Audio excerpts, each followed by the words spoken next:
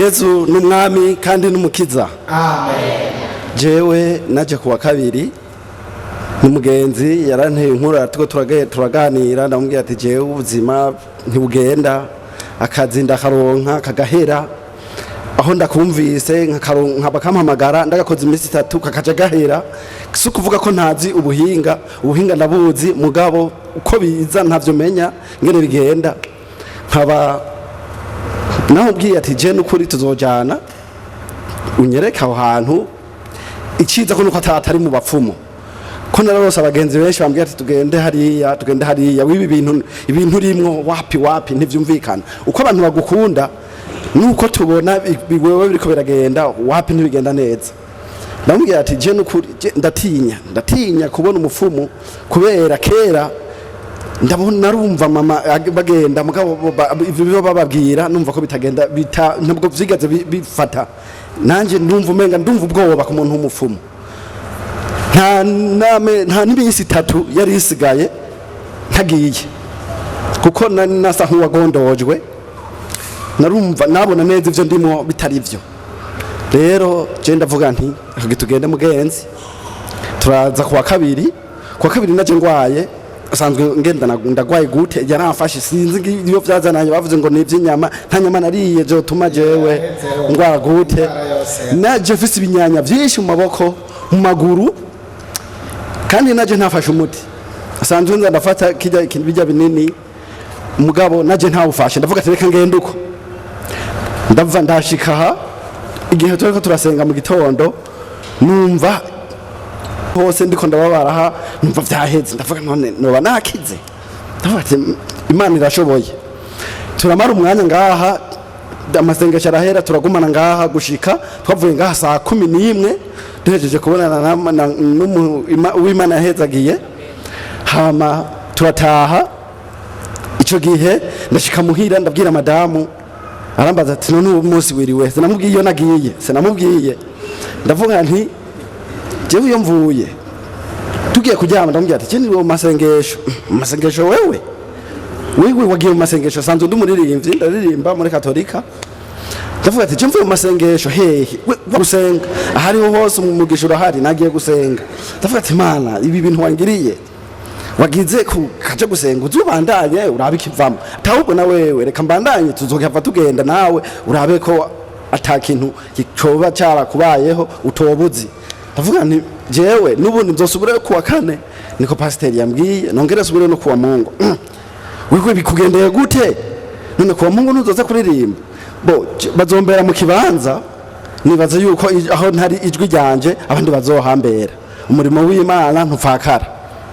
ndavuga nti uno munsi ndava muhira ndavuga nti jewe reka ngende narifise umugenzi ndamubwira ati kubera ari kure mu Kanyosha ndavuga nti nta bisi nza kuronka amavansi cegwa ndatinya ikintu cyo gucegwa reka ndagusavye untize moto arantiza akamoto ndaza nashitse ngaha hakiri kare ndashika ngaha ndicara ngaha uko nguma numva uko imitsi yagenda imera igenda yuguruka nukuri vraiment ndumva meze neza cyane nkamavuze tugire Kristo amen Amaji numva wamaze gukira ndumva meze neza ukomera amaji umwami wacu kandi ibi bintu ntuzosubira kubyumva ukundi kandi mu gihe gito cyane ngomba ndaguhanurire ubuhanuzi bwihuse vuba cyane cyangwa ndakuvugishweko murakoze cyane mu gihe gito cyane amen Imana iruguruye imiryango ku buzima bwawe amen ntabwo bizohora uko wari ubizi hari ikintu Imana ikoze vuba umwaka utangura uzoba umwaka utangaza abantu kuri wewe ni wewe kandi nimba ari umuntu Imana igiye gukorera ibyiza ni wewe kandi uzoza hano usenge kandi ushime Imana uzovuga ibyo Imana ikoze ku buzima bwawe kubera ikintu cyawe vuba cyane uzobibona uzoshingira inkangi muri feka mu Kinama hama kuva ninjiriye ngaha jewe nari mfise ikibazo cy'ubukene ariko kugera ubu turashima Imana ubu ndatanga rasiyo nkatanga akagura ibintu bikambara n'indwi 2 3 atamahera n'isoko ndashima Imana ikindi naco kwa Mungu yavuze ku bantu bamara iminsi umugongo ukabafata mu maguru bakagira ibinyanya, ibyo byaraheze ndabishimira Imana. Kuva kwa Mungu tugusengera nturasubira mu byumba amashi ku mwami wacu. Ikindi naco umugore wanje ari ruguru niwe yanterefone ngo umugongo wamufashe kwa Mungu nyene ku mugoroba, nasohotse ngaha kubera navuye ngaha cinza gusengera mu kinama ku mugoroba, vuye ngaha canabubwira ati yewe izera Imana urakira. Canabubwira ati reka basi ndakurungikira amahere 5,000 ugenda ugura ibinini urabe ko byohera. Nawe ne yambiye ko yakize. Amashi umwami wacu. Amen. Haleluya. Amen. Yesu ashimwe. Amen. Jewe mu kumunani nafashwe n'ukuguru kw'ibubafu ino ndi nka byase ncamvuga ati reka nduge nze kugwarira ruguru ndivuza nagurisha gatungwa ndivuza biranka gushikaho ngera ku rugero ndaja mu radio ndavayo ndivuza biranka camvuga nti kubera nahora numva ikiganiro kangoka muri Repentance reka subize Bujumbura kubera reho sancira n'ingero nzoce ngenda muri Repentance nongera ndaba ntoya gahengo ko no cingero shitsino hari kuntu umuntu yacambwira ati genda urabona mu makartie baruguruye amafarmasi y'imiti kama ati genda baguhe genda urondere mu muti muri yavuriro kama ncandagenda ngiye nyabayo baca bandasaga indasago ngaha mu rukenyerero ubwo nyene uwo munsi nyene bandasaze inzo ndasago mu rukenyerero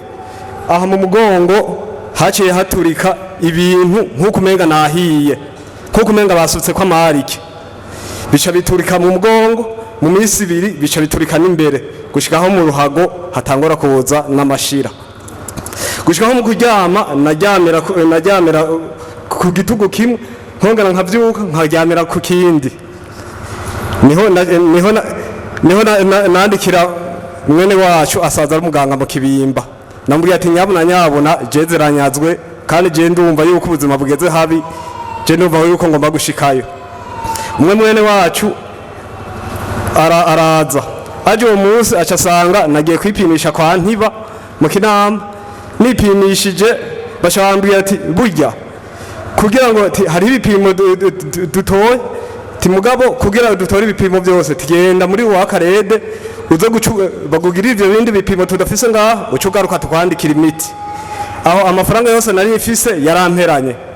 hamwe muri wa karede sinigeze ngenda mwene wacu acaraza ku mugoroba aje ku mugoroba ndamwereka ivyo banyandikiye acavuga ati araraba ivyo banyandikiye acanyandikira ati genda ugura umuti uyu n'uyu acavuga ati ivyo bindi bipimo navyo batagupimye nivyo mu kuguru ni rheumatisme aho nari nizeye yuko aza kumfasha akazonjana hamwe muri ruwa karede canka kampa amafaranga yo kugira nivuze ariko aho nyene nagiye mbona yurira imodoka yigira ati uraza kugura atani faranga narimwe ampaye uwo munsi nyene hari ku munsi wa gatanu naciye nzindutse ngaha umukozi w'Imana acaranyakira anyakiriye aravuga ati uraboshwe genda bagusengera umunsi ncanaza baca barasengera guhera uwo munsi basengeye naciye ntangura kumva mitende candaza ngaha kwa Mungu acavuga ati abafise ikibazo nimba ari cy'ukuguru uti baradusengera badusengeye ubwo nyene naje numva mu kuguru ntangoye gutambuka nyerukiye candashinga ntaye ngaha imbere kugeza ubu bya bintu byari byaturitse ngaha mu mugongo gushika uyu munsi vyumye n'ivyari ngaha vyumye ubu ndaryama ngaramye bigakunda imparamarere amashi menshi kandi wake ndakora tuma yumye yaheze amaguru aratambuka aho nimwadoze cyo baracumanya ugusenga guhindura Yesu akoze navuye mu ntara ya Muyinga sanzwe n'umukozi wa leta ugerageze yego ndanyarutsa bazana ngaha anya muri mission mungo ntiyari mission nziza ni za mission umushefa ashaka kurungikamwo mu kukwikura base cyo umuntu nagende hari anya abarabayeyo burya shitse ngaha shika ngaha ntabibona amafaranga narayaronka nkaronka amahera arenga nk'iraki 5 6 ku kwezi ayo mahera agahera ntiyumvire kuja kugura ipataro ya magaze 50 mu misi 2 amahera pi burya niho numvirije radio ndumva yahaha ndafata inomero njyamye mu gatondo nda telefona barahandangira ati ni ngaha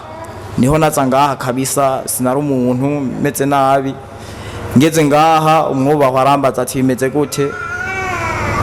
mbere niyo nambaje ambye ati ufise ingorane zibiri arambwira ingorane y'ishano nari mfise arambwira n'ingorane ijanye n'inyatsi natongorewe ko n'abantu babarozi iryo shano yaransengeye sinigera njya ikintu na kimwe kirenze ifiriti n'inyama mu kabare sinaga ibiharage sinaga umuceri indya zose zo mu nkono ndazibonye ubwo nyene naza numva inzara ihetse burya aransengera guhera ico gihe ndatangira gufungura uko bikwiye turatangura tuza ku kintu rero kijanye n'ikibazo nari mfise c'iki c'inyatsi yego nabaye mu buzima bwoye ngaha deliverance nayikoze amezi yose namaze ngaha anya natona ngaha bakansengera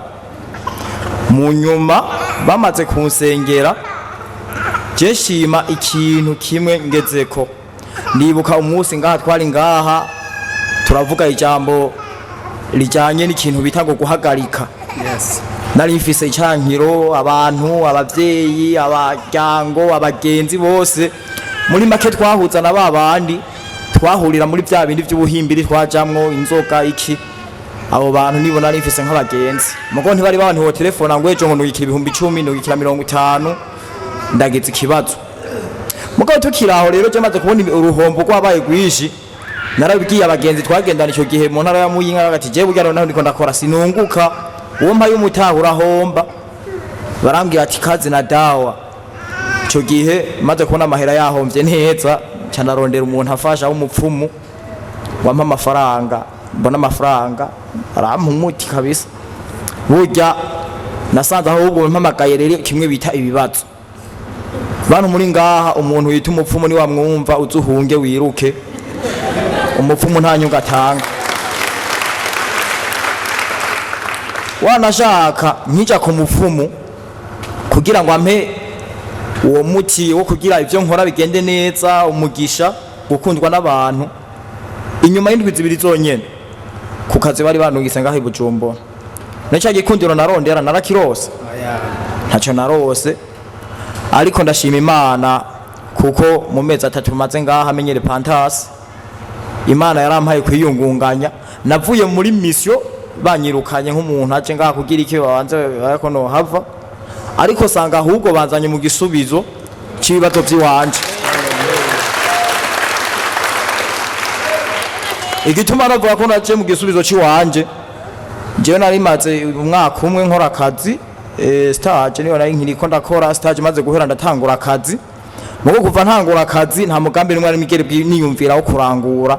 amahera yaraboneka uko nyene yagenda uko nyene ariko mu mezi 3 namaze nje ngaha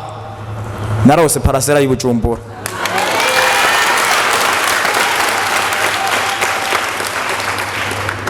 mu mezi 3 namaze nje ngaha anya ku kazi nakorera hariho abantu tutahuza byaguma ari vurugu ariko iki cyanditse kinkura aho hantu narindi kinjana handi hantu kandi heza cyasohotse ni ngaha nyene ndetse cyo cyasohotse ni ngaha nyene hongeye gusohoka n'ikindi nyene ni ngaha nyene haleluya bisigura yuko ubunya aho nzoja hose naho nzoba nishimiye kubera ndemeza ko Imana yangiriye neza ikindi kintu novuga njyane nagiye kwa muganga ariko sinova ngo nari ngwaye cyane ni kwa kundi umuntu agenda atekana impimishe ubuzima bwanje ko bumeze sanga bantora ko ngwaye gute iyo gute ibipimo bavuga yuko magisimumu ari desakarani mugabo je nasanze ibipimo by'iwanje bigeze kuri 670 by'iyo gute ariko jewe mwongere sinagiye kugura imiti imiti bambwiye narase kuyigura kuko nabonye yuko hariho Imana ikiza kandi nzokira mu izina rya Yesu. urabona neza ubu ngomba ndagusengere hanyuma uzoje kwipimisha bazokubwira ko ari normal. Amen. Ikomeye amashi umwami wacu. Gatatu ataronse ibintu yari kuba atararonka mu myaka 5 10 irenga. Tuduze icyubahiro. Haleluya. Je naramanutse ndaza gukora ni Bujumbura nshikira ku mu mizirima arampa akazi dupatana amahera turahuza. Iryo joro rya mbere ndaharaye ncambona abagabo ba mu mizirima b'ubwanwa bariko baraniga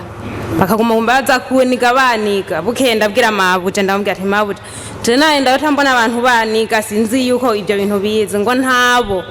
ndongera ndaryama hoho nabonye nyine ari waza yambaye jiribabe kunyinigira ndavuga ati mwizina rya Yesu amaraso Yesu ambonekeko acarongera arasubira mu cumba naramwiboneye ku n'amasomo yandi acarongera arasubira mu cumba bukeye aca ntuma wudigira imizirima imota ijya bacana mu nzu ndayizana ndaryama nsanga ncira urasago ngaha mwizosi no ngaha mu ntege sanga amaraso ari karava ndavuga ati none ibi bintu nibiri ndamuhamagara araza cambwira ngo genda ngufate ngo impuzu yiwawe ngo natanga wize ngo nikara ngo ushire ngaho ku musego uryama ngo ibyo bintu ntuzosubira kubibona ngo nibyo biza bikaguca indasago ndavuga ati mwizina rya Yesu ibyo bintu ntabyo nkora n'ubundi ni ibintu wowe uri kurampamurirako ndaguma ngaho peti yinjya nari umuntu yifitiye amapeti yo gufungura jewe peti yinjira agenda yose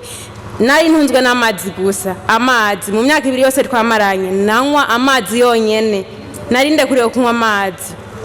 nsanga ntwaye impuzu zo kwambarirako musi zose nsanga zimano yana nazanikiye nsanga zitwaye ndamubaza ati none ko ari we tubana bose ari Dubai niwe tubana turi babiri mu nzu impuzu zanje zo kwambarirako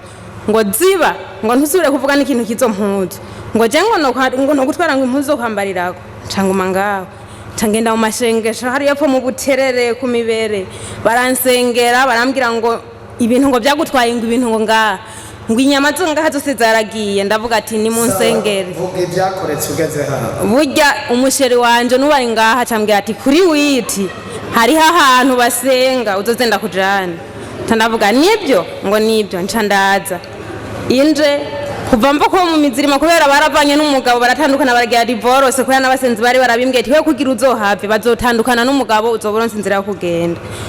ariko nahakuye ingwara zidasanzwe ibintu byarangira mu maguru no mwijoro ndyamye bikarara biraniga umusheri wanje yacambwira ati kuri witi hari ahantu basenga uzozenda kujana acaranzana ngaha nzanye ngaha ahandi hamaze nk'amezi 2 nsengera ngaha baguma baransengera ubu nta kintu na kimwe numva kindya mu maguru ubu gufungura asha amapeti mfise ateye ubwoba nta kintu na kimwe ntafungura ubu byose ibyo ntajya byose ndabifungura kindi kintu nacyo nshimiye Imana umusheri wanje yari yabuze akazi ariko aravuga ati je nabonanye na pasiteri yansengeye uko biri kose nzoronka akazi ubu dimanche tuvuye ngaha yarambwiye ati je numva mfise umunezero kwa telefone yari yasize ahantu mba nari nayimusharirije twasengeye ngaho ku mugoroba cambwira ati byari byo byose mu telefone ndaza kwasanga message y'akazi nanje namubwira naje ndabyumva mwo yuko uza kusanga ikintu mu telefone dushitse muhira aci asanga perezi 6 z'abantu bamurondereye akazi burya acaragenda kwa mwijoro dimanche nyene yacambwira ati sheri naronse akazi ejo rendi nzinduka ku kazi ibyo byose ndabikesha ngaha muri repantase ngaha aho mbise ntaye yanje Imana ibahezagira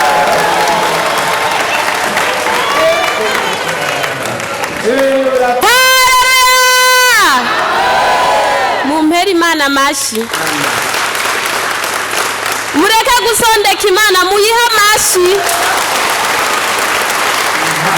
haleluya muha amashi umuvyeyi wacu je mpagaze ngahashima Imana y'ivyo yankoreye nukuri Imana yarankoreye ibidasanzwe Yesu nashimwe je naraje ngaha ari kuwa 4 nja mu nyigisho hama kuwa 5 nca ndaza mbonana n'umwungere nukuri je nagomba kuduga ruguru kubera je mugamaze kugera hanze yarabuze akazi amaze gushikayo biranka gose kugeza aho nicarira avance yose irahera nukuri ndabura amahera. Yesu nashimwe. Je rero ndashima Imana nukuri naraje ndabonana n'umwungere hama aransengera n'abandi bakozi b'Imana ngaha arandungika ku mukozi w'Imana aransengera. Burya ku munsi wa gatanu mvuye ngaha canakira message muri telefone umugabo wanje ambwira yuko ngo ari kugenda ngo nduge ngende ku baruguru. Hama ndavuga ati nukuri iti iby'Imana igomba nibyo byiza atariko ngiye ruguru ndabona yuko umenga byombera ikibazo tije ndizeye neza yuko amahera ategezwa kuboneka yo kuri hinzu nari imperanya amezi 2. Yesu nashimwe. Umukozi w'Imana umwungere wacu arambwira ati kuduga ruguru birahagaze ndagusengeye amahera y'inzu ategerezwa kuboneka nukuri. Haleluya. Amahera y'inzu yacu yaboneka hageze umba hari kwa gatanu kwa Mungu aca ndungikira ibihumbi 250 muri telefone. Amashi ku Mana yacu. Guhagarika hari ibintu tutegerezwa guhagarika apana. Tuzoja ruguru tugiye kubaka amazu meza, tuja ruguru tugiye gufasha abari ruguru. Yesu yatubwiye ngo turindirire mu gisagara. Yesu nashimwe kandi nandi mpagaze ngaha nshima Imana no kuri Imana yo ngaha ahantu irakomeye cyane. Je narumvirize kuri Buja FM ndumvirize iganiro ndacumiza kuri cyavuga ku wa mbere ni ku wa kane ndumva ko hari seje mu Kanyosha ko hari seje mu Kanyosha bagenda gusenga mu Kanyosha n'umudabe n'umwana mugo ndaho numva je nkora akazi ndarumva ikintu kimvunye umugongo kiraturise umugongo ngiye gusera muri serire umukozi Imana arambwira ati hewe wewe ahantu baye baraguteze ku buryo ikintu bari kucuna sara ukabona ari Imana yagutabaye ati kandi byo nakubwiye uzibona ubunyene vuba ati urumva ko umugongo hameze ngene umeze sinuna ngo ntori ikintu haze ngo ngirene ndaja ngahabwa ati ubunyene muhira uzobona ikimenyetso kandi ko Imana muri kumwe nawe ngiyaho ndagenda muhira umwana agiye ku ishuri asohotse acagwa hasi acaranyerera kubita umutwe kwisima ngaha cangana nkuko uraduga umukozi Imana yambwiye ati ikizo kimwe cyo kwereka ntuzange n'ubwo muzambwira kwizera cyandi nari mu kuhangana nagiye naciye numva ko cyakimenyetso yambarira cyanda ngaho umwana rekana ko muhira hawe hateze ariko Imana yategwa ataca ndo shize ngaho cyana ngaho numva caka no mugongo numva simeze neza kwa kabe camfata igengo nkujya umugenzi nkayivuze turafata ingengo tugera numvise ahantu dura ku kazi bavuga ko hari Imana kandi kiza tuzogendeye cyo turamfata ingengo kwa kabiri turaza ngaha turi muri rakeye nuko niba bariko barasenga ariko avuga ubutumwa mbwabwira jewe numva hano mu mugongo umera muri ko aramasa yegeranya turabona n'umwungere mwiye arambwira ati wewe uraboshwe atari ko kwizera kwawe uraza kuwa kane ahangaha byotawukize nukuri ngaha ndi ngaha numva menga nta ningwa nimwe no simba bandashima Imana nakiza cyane ubu kunama nteba kunama ntumfatangura ati muvuga urashobora gusimba nyanukigo yamazi ibyo ntiwahora ubikora sinunama dukora kwa sinunama nta kintu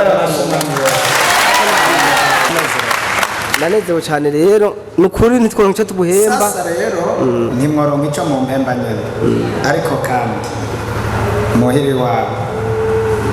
hakenerwa gusengerwa mu mwanya ukihaba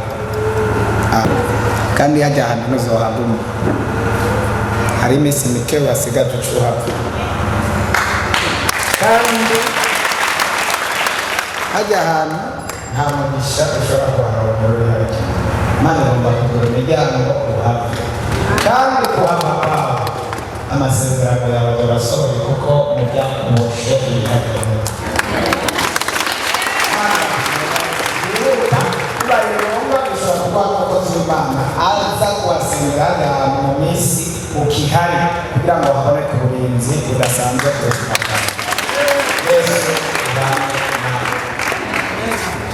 bwawe. nkoresha umwanya umukozi w'Imana banza mbabarire kuko nari nase guhaguruka ariko numvise ntoreka guhaguruka kuko ishimwe ryanje simbona kuko sindari hagararamo neza jewe naje ku munsi wa kabiri windwi yo hirya turabonana n'umukozi w'Imana arambwira turavugana acarambwira ngo ntahe nzoze dimanche nongere ngaruke ku wa kane naciye niyongerera ko je no muri burakeye kwa kabiri naraje rero kwa Mungu yarasengeye amatelefone ndavuga nti none ko asengeye ubutelefone gashahu nzizova hanze zizana amaviza je gwanje akakarimwo kweri ndavuga nti je ngira sindimu ngira umutwaro wanje siwo urimo muri byo igomba kwishura Imana ariko ejo ku mugoroba nasanze umuntu aza kundondera aho sanzwe mba arandondera gose ngo hari umuntu yandondeye yamuciyeko ambwira ko ankeneye vyihuta nitavye telefone acambwira ko akeneye ndamufotorere passport yanje ndamurungikire ngo yandonkeye akazi hariya mu Barabu mu kazi kanje nsanzwe ndangura ndi umushoferi kuva ndi mutoya nko mu myaka 14 mugabo atigera bika ibihumbi 100 aho bihindukiye mu nzu narigeze kuba narakoze ndagura imodoka nshasha bayigongeye kuri Mendevre ahantu hadashunguruka iba declassé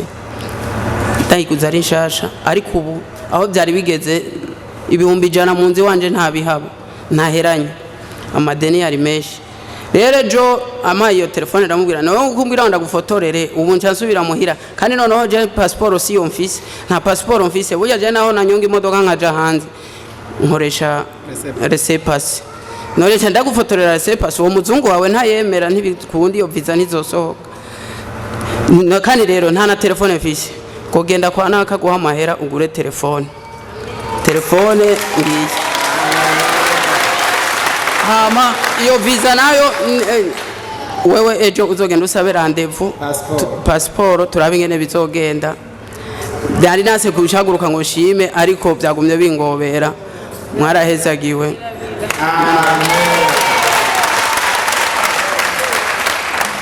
sikuwa Mungu twabivuze murindire gatoya